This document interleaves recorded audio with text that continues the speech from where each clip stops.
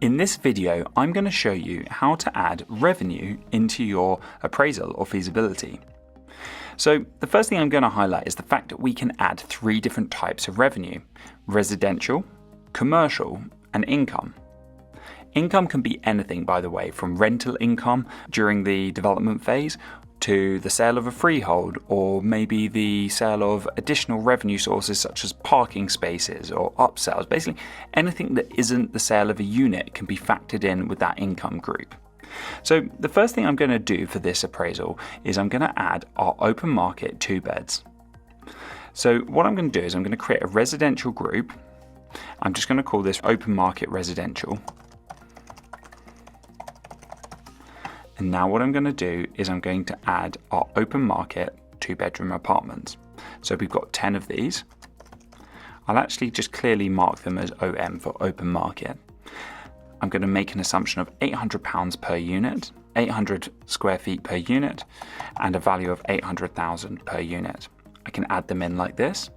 And then I'm going to add in the 10 open market 1-bedroom apartments. These units are 650 square feet per unit and 650,000 per unit. I've now created 20 units very quickly and easily in Aprao. But the main thing to realize here is that everything is fully editable. So I made those assumptions putting them in, but let's say we find out that the sales values for this area are slightly different, and actually we're working with £1,100 per square foot on the 2 beds, but only £900 per square foot on the 1 bed. We can easily make those tweaks. We can also change the value per unit. So if we were given advice that those units would actually be £600,000, we can make that adjustment, or we can change the area per unit. From here, we can also add the deposits. This is reservation deposits or exchange monies, and we can choose where that money comes in the cash flow. We've then got agents' fees and legal fees. With these fees, we can easily change it as a percentage or an amount in your currency. So if I change the percent, this number changes. And if I change this number, the percent changes. So you're never going to overtype a formula like you would in a spreadsheet. It's very robust. We can also add in custom costs like this. For any custom cost, we give it a name and we set a percentage or an amount, and it allows us to factor that in to the gross and net revenue. So now we've added our open market residential. I'm now going to add in the affordable housing, which is 8 2-bedroom apartments. So that's also residential. I'm going to call it affordable housing. We've got 8. I'm just going to say AH, 2 beds. And then for the area per unit, I'm working on 700 square feet, and the value per unit is 280,000 that we have agreed on this site. So I've added those 8 units in. We're not going to be taking deposits on those. There's no agent's fee, and then with the legals, we'll leave that in. We'll just assume that there's some legal fees. I'm also going to take this opportunity to show you one other thing within the revenue, and that's the ability to break down a group of units. So here we've got 8 units, which, as I showed you previously, is very easy to manipulate and change everything within that group.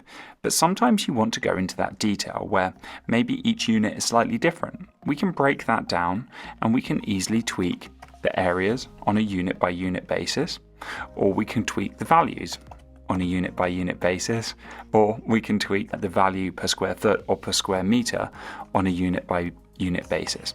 So it's very versatile, very easy to do, and very easy to go through this.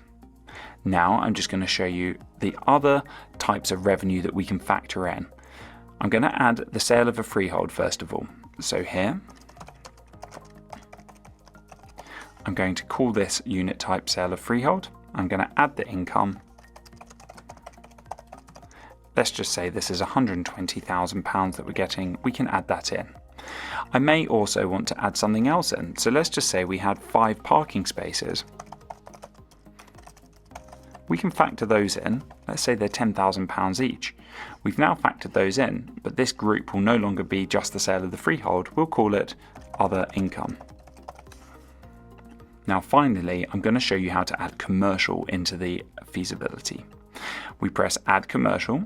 We give this a name. So let's just say our development has got a retail unit. I'm going to add 1 retail unit, and we're going to set an area and then we're going to set a rent per square foot. We're going to choose a rent-free period, and we're going to set a yield. When I do that, Aprao's algorithm automatically calculates the capital value of that unit to allow you to work with this capital value here, and we can easily make tweaks to understand the effects on that capital value in real time. So we can change rent-free periods, we can change the yields, and we can also change the rent on a per square foot or per square meter basis. When we're working with commercial, we can also change leasing costs and associated costs.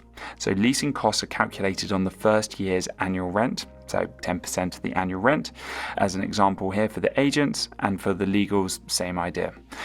These costs here are the sales costs, so the disposal costs. So we've got the sales agents and the sales legals for the commercial, which is calculated on the GDV. And we can carry on adding as many different types of revenue into the appraisal or feasibility as we want by using these three groups. From here, we're now going to move on to the build cost section.